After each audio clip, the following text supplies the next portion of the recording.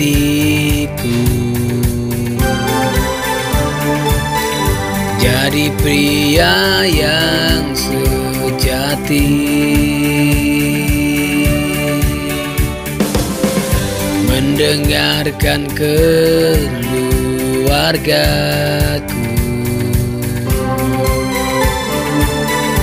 mengasihi dan melayani. Akulah imam yang dinanti, jadi teladan di rumahku, bertanggung jawab, bertekun dalam kebenaran.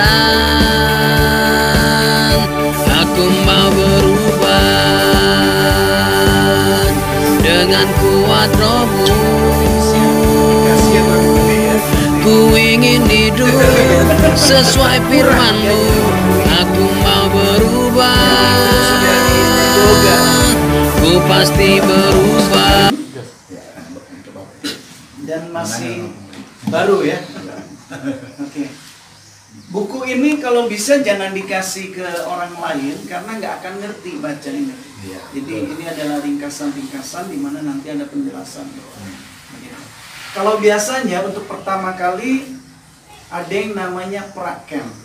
Jadi tujuannya diadakannya prakem supaya kita mengerti betapa pentingnya komunitas di dalam pria, terus mengapa sih kita dimuridkan. Nah, berbicara tentang pria sejati, tentunya bayangan kita, coba saya tanya sama Pak Tobing, seorang pria sejati itu menurut pikirannya Pak Tobing pria yang bagaimana? Pria yang mau mendekatkan dirinya kepada Tuhan. Wah, luar biasa.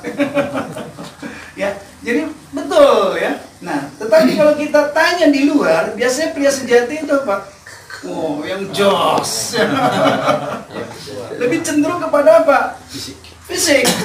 Dengan otot yang kuat, yang kemudian juga dengan, mohon maaf lah, dengan seksualitas yang luar biasa. Jadi kalau kita lihat yang pertama misalkan otot yang kuat atau segala macam, nah itu nggak ada bedanya dengan binaragawan ya, akhirnya apa? Akan disebut dengan pria sejati. Kemudian kalau yang dia bisa menjatuhkan hati wanita dengan seksnya yang luar biasa, mohon maaf, disamakan dengan kelinci. Jadi kelinci apa ya? Banyak. Ya. Kemudian pria yang banyak duit, yang kaya dengan hartanya.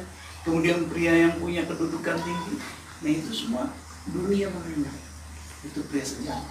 Tapi kita akan lihat bahwa pria sejati itu ada di landasan firman Tuhan. Kita buka di dalam Kejadian 1 ayat 27. Nah ini tentunya udah sering dengar ya. Ada bawahnya. Boleh Pak Tobing bacakan Kejadian 1 ayat 27.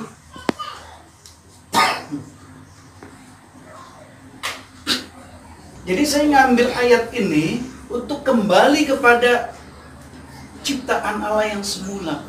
Jadi seorang laki-laki itu sebetulnya diciptakan Allah itu menurut gambar dan rupa dari Allah sendiri.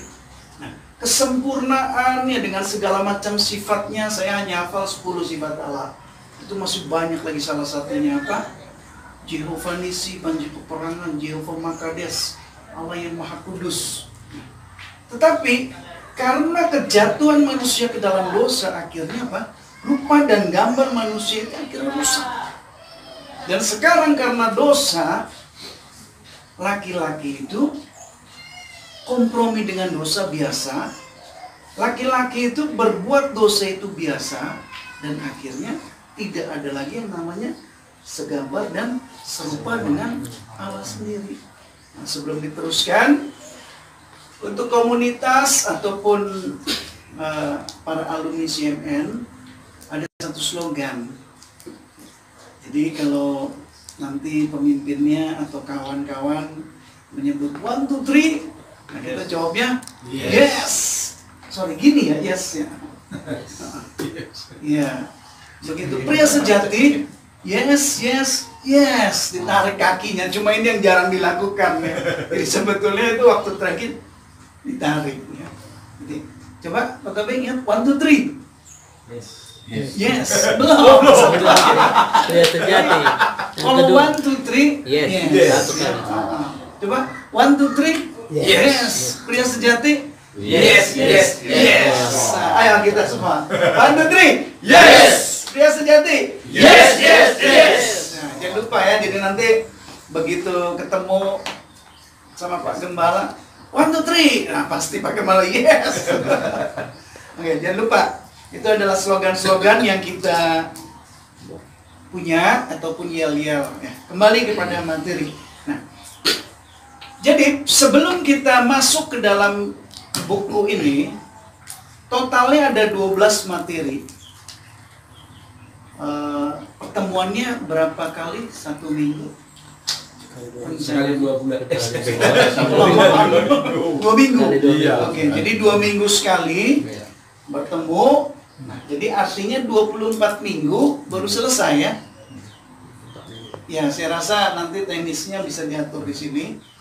12 materi, dan kalaulah 12 materi ini betul-betul dilakukan dalam kehidupan kita, itu kesempurnaan kita dengan Kristus terjadi.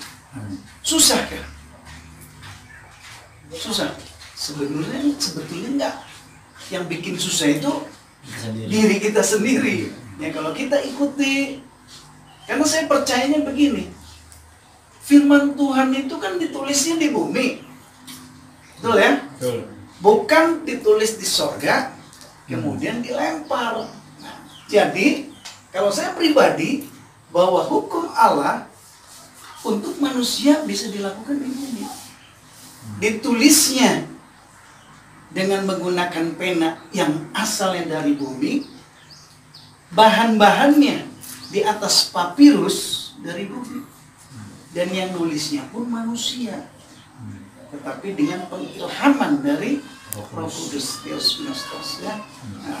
Nah, jadi kita sebetulnya bisa melakukan kebenaran firman itu, kecuali lah kalau ditulisnya di sorga. Kita bisa komplain lah, itu kan Tuhan nulisnya di sorga, saya nggak bisa lakukan karena standar sorga. Tapi semua firman Tuhan adalah ditulis di bumi, sehingga bisa dilakukan di bumi.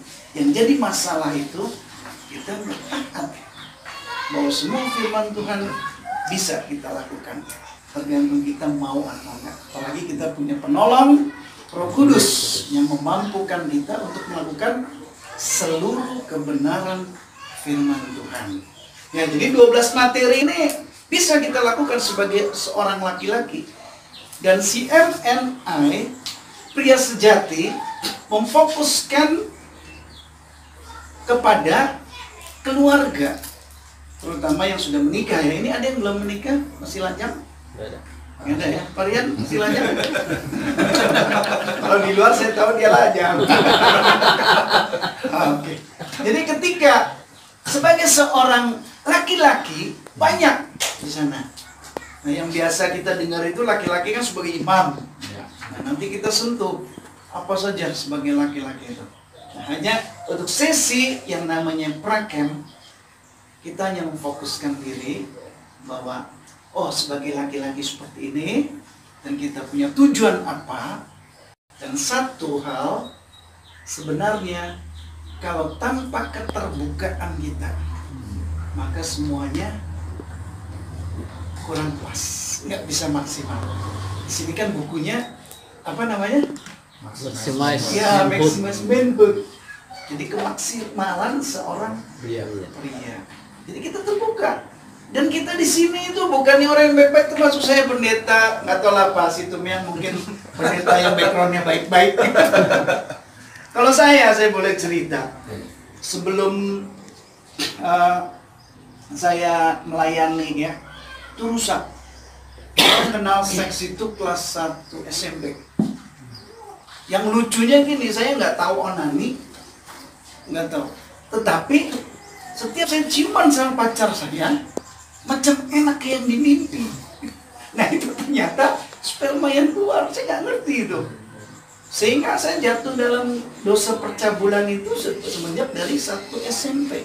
Dan pacar saya waktu itu kelas 5 SD. Coba bayangkan. Ya. Nah, saya nggak tahu, mungkin Pak Rian lebih parah lagi.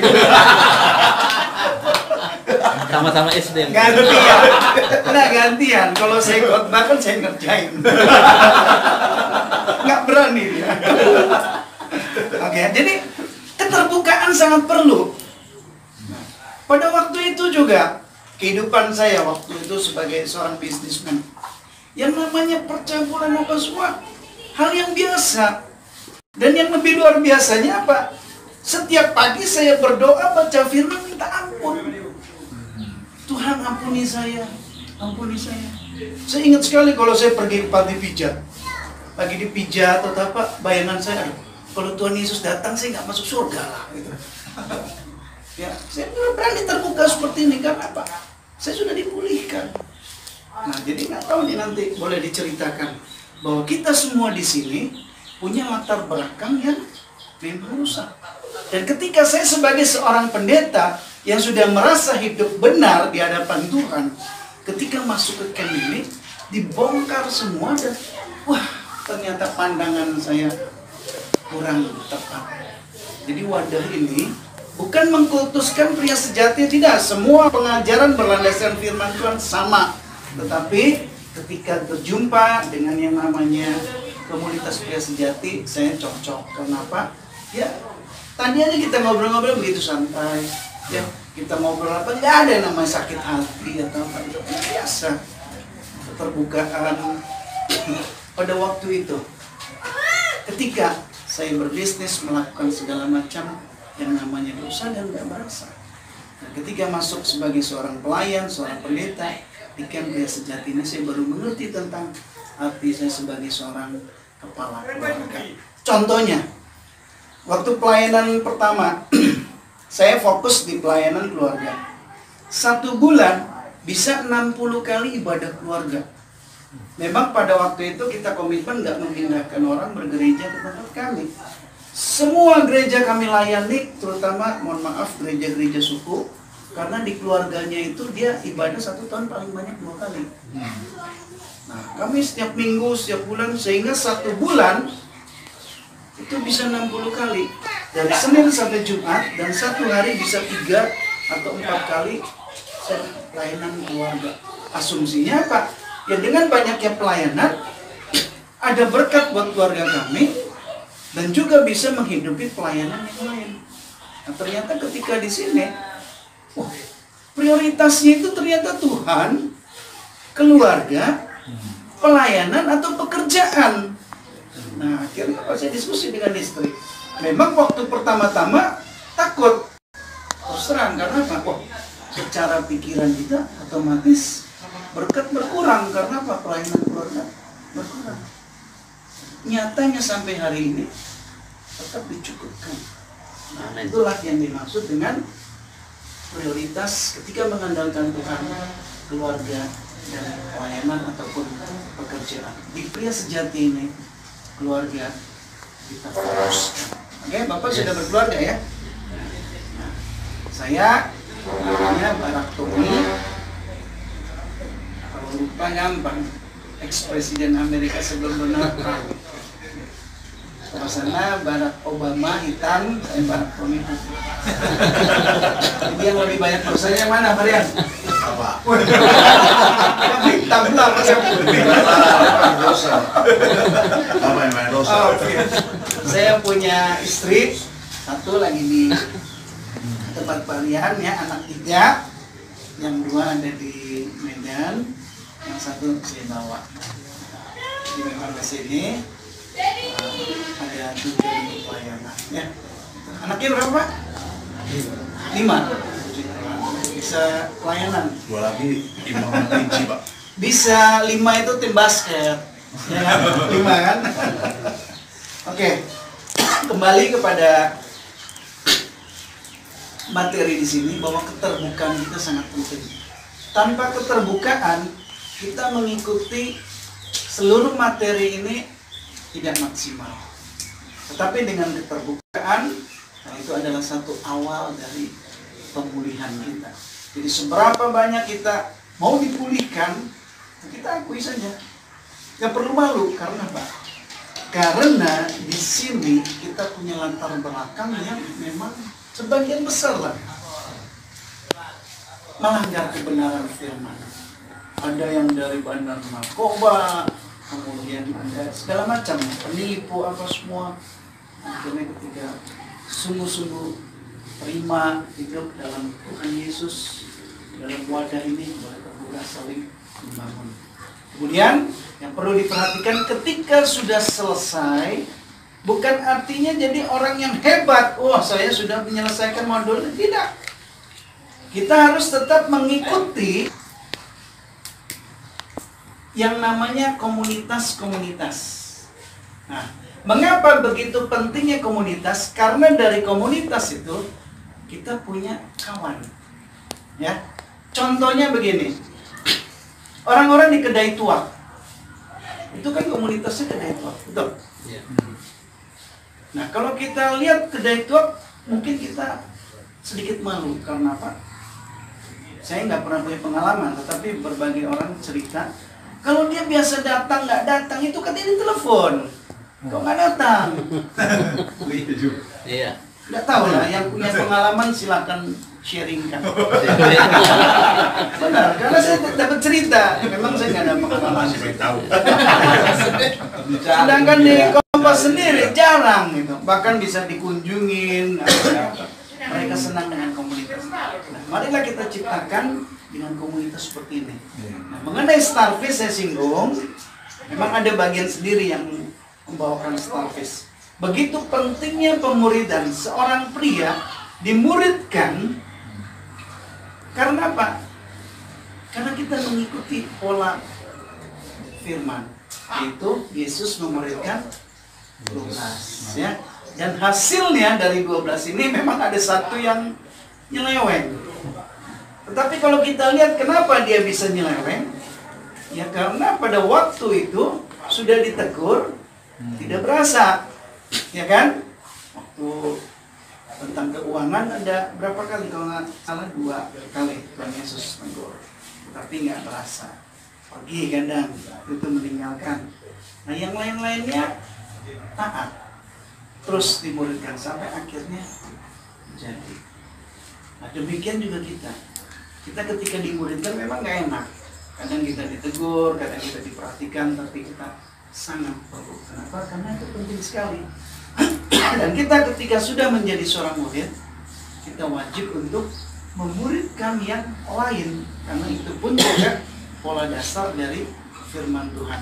Murid-murid Yesus memberitakan Injil, membuka pelayanan-pelayanan, dia punya murid. Yang paling jelas Paulus, ya, di situ banyak sekali, dan yang terkenal itu Timotius, lagi murid dari Paulus sendiri.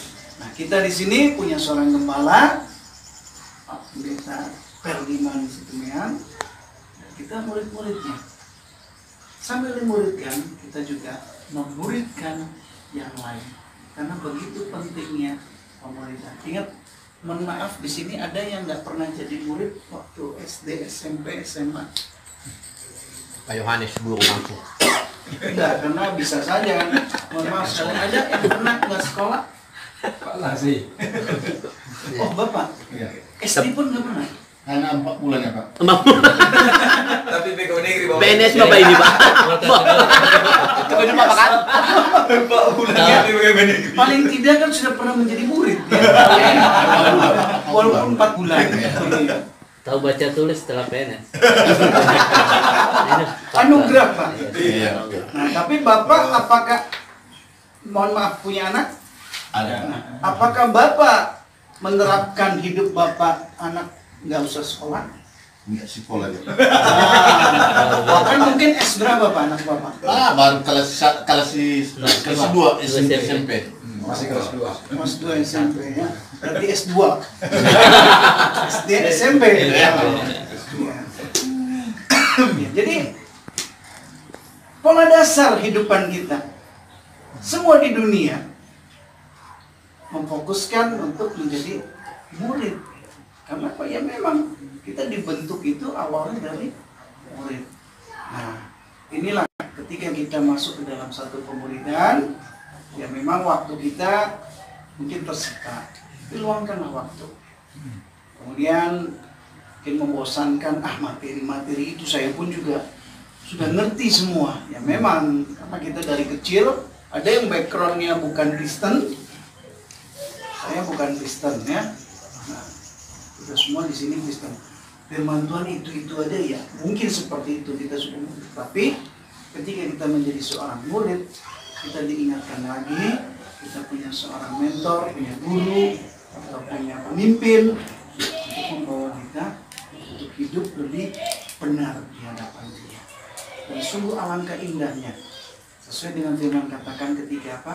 Kita duduk bersama, seperti tadi kan saya di gereja nyanyikan, sungguh indah, benar-benar ya, hidup bersama, bersekutu ya, dengan saudara seiman, seperti itu. Materi ini sekali lagi bukan satu-satunya materi yang sempurna membuat orang berubah, tidak. Semua model apapun juga bagus, tetapi keinginan kita untuk berubah, keterbukaan kita untuk berubah, itu yang membuat kita semakin baik.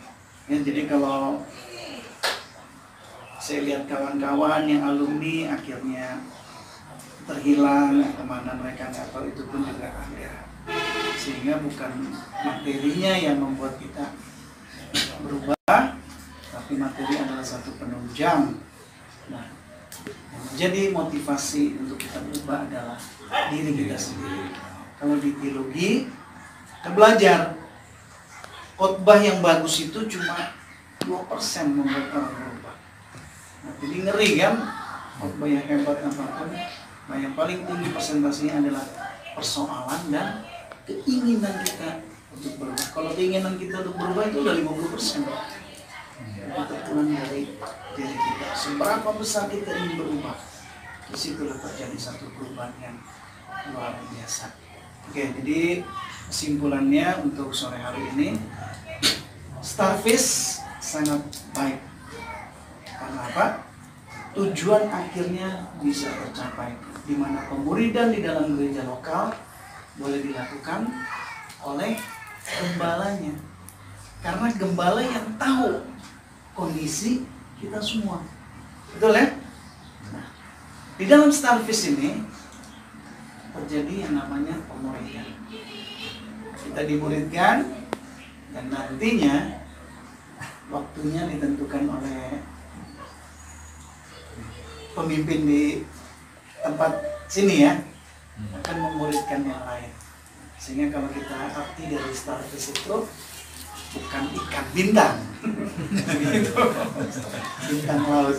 Bintang laut kan kakinya 5, itu tentakelnya itu ketika ngelepas, ternyata itulah di situ jadi bintang laut yang lain. Nah, marilah pada sore hari ini kita sungguh-sungguh bisa membuka diri kita, terbuka, dan kita bisa mau punya motivasi untuk muridkan. Amin. Amin.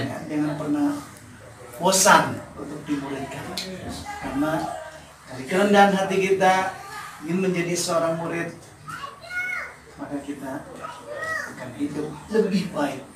Ada yang melihat, ada yang membimbing, dan akhirnya kita bisa menjadi seorang guru untuk memuridkan yang lainnya. Amin. Betul lah. Hanya untuk membilang siapa yang menerima bingkisan banyak kadang-kadang lagi. Akhirnya Pak Rito udah ngamuk sama hampir tengah 2 Pak. Kalau ini masih bebas. Iya, bebas. Kita supirnya kan pegang kunci.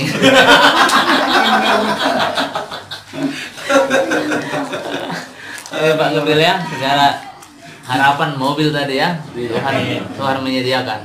Nanti bisa gambarannya begini. Nanti kalau sudah siap mobil apa itu, mobil angkutan anak sekolah minggu itu sama udah.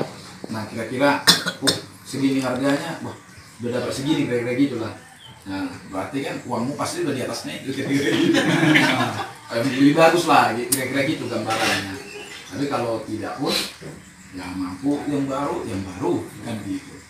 Nah, jadi supaya ya bisa itu harapan kita pastinya itu tahun ini. Amin. Dan kepada Bapak Tony, terima kasih ya Pak.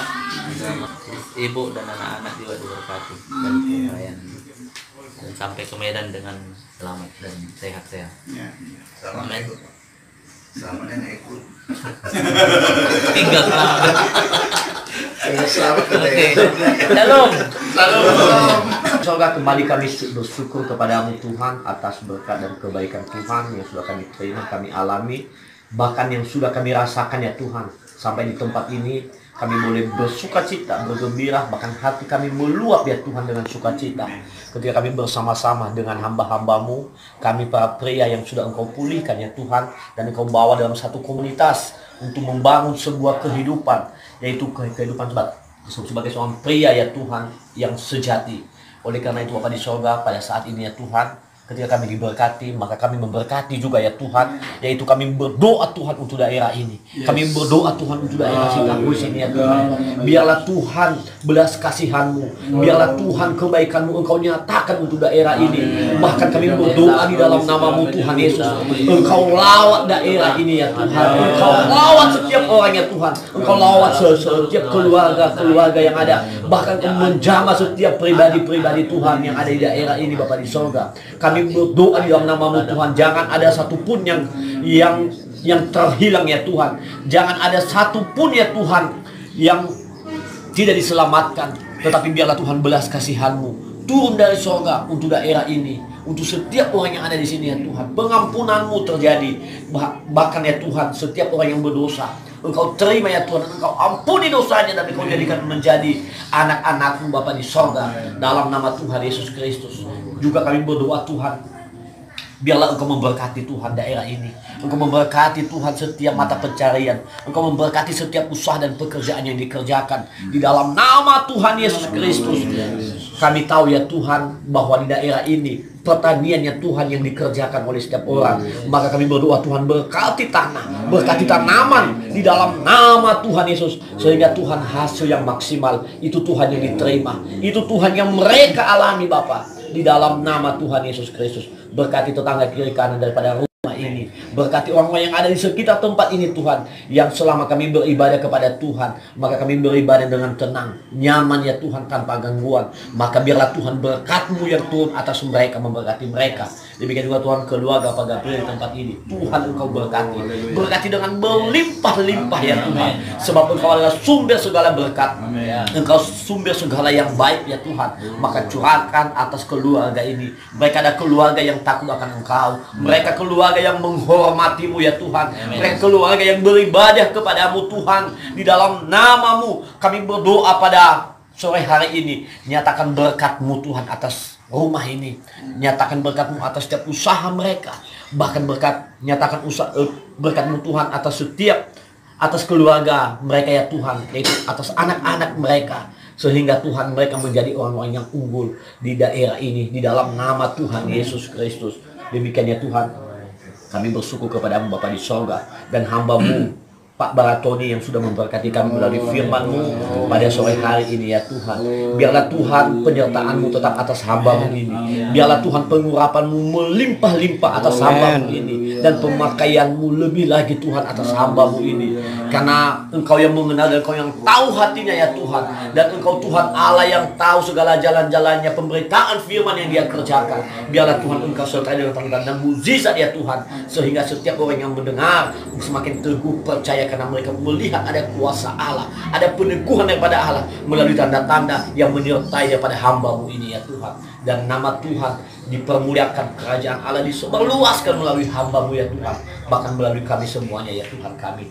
Terima kasih Bapa di sorga.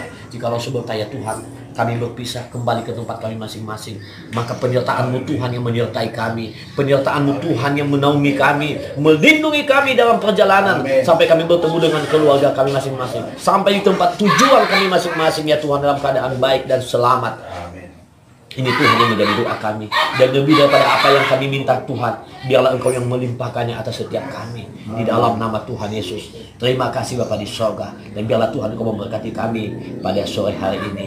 Mari kita terima berkat pada Tuhan. Anugerah besar daripada Allah Bapa di sorga, cinta kasih yang sempurna di dalam nama Tuhan Yesus Kristus, Tuhan yang Juru Selamat kita, serta penyertaan kekuatan kuat kuasa Roh Kudus menyertai kita pada sore hari ini, esok bahkan sampai selama-lamanya. Bersama-sama kita katakan Amin. Oh iya. Nggak jadi Pak bilang. Nggak jadi lagi apa itu ya? Lele si Tumiang itu. Yang di Baromunan. Oh, itu ya, situ ya. Iya. Kami ambil angpau.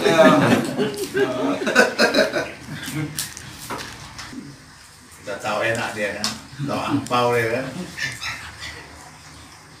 Kan roh-roh halus itu. Iya, betul. Kayak sembahyang kayak tadi malam lah kan, sembahyang itu kan tebu-tebunya kan dia tebar ke jalan itu. Nah orang-orang, ya maaf kata orang-orang muslim kan nggak tahu. Saya bilang, betul apa yang kamu bilang tuh nggak apa-apa. Tapi saya juga nggak apa-apa kalau nggak makan. Saya bilang begitu. Saya makan nggak mati, nggak makan juga nggak mati. Saya bilang. Kalau lu mau kasih gua makan, kasih yang benar. Gua bilang, masa lu udah persembahkan sama roh itu baru lu kasih gua makan? Kan kurang ajar lu, gua bilang. Iya kan? Kalau lu mau traktir orang makan, ya kalian terbaik dong, betul nggak? Bilang begitu. Nah, akhirnya tahun berikutnya lagi dimasaknya khusus Pak. Oh. Jadi ini untuk sembahyang, baru dia bilang, oh ini boleh makan, ini nggak disembahyang. Ah itu baru betul, gua bilang. Iya kan? sering gitu. Karena udah berubah. Tapi kalau makan kan bapak nggak mati. Iya kan? Tapi nggak orang itu kan tahu Pak. Untuk pendeta masa dikasih makanan untuk sembahyang. Iya kan? Nggak.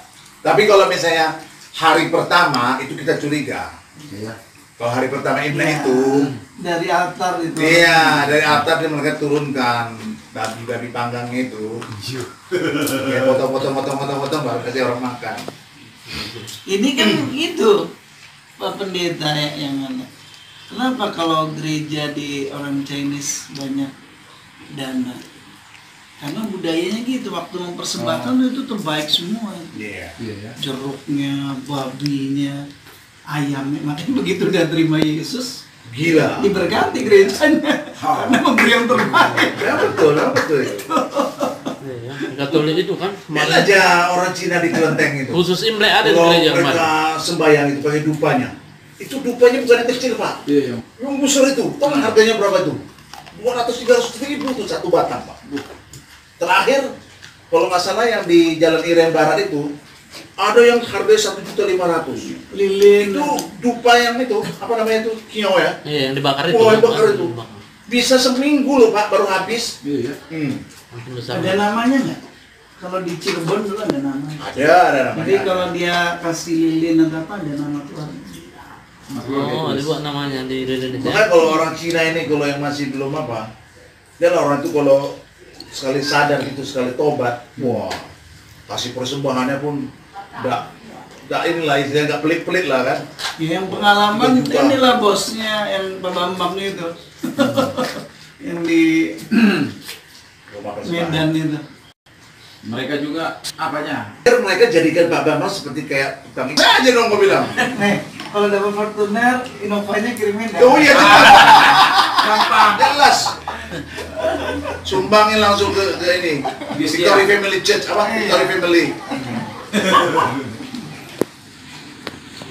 Enggak, kadang-kadang orang tuh terlalu berpikir kayak begitu kan, pikirannya kan. Pak Gilbert juga sering begitu, tuh dapat order kan dijemput pakai pesawat pribadi dah. Untuk sembahyang dia punya apa namanya, doain dia punya pabrik. Itu bawa air apa namanya adanya? Air suci, taburin. Tiberiasnya. Tiberias itu, Tiberias. Waktu masih di Tiberias dia. Sempat pula Gilbert di Tiberias kan? Pak Gilbert, dia ada bawa satu gelas gitu Pak. Iya, Bapak Korea. Dia ambil sedikit, dia siram gitu.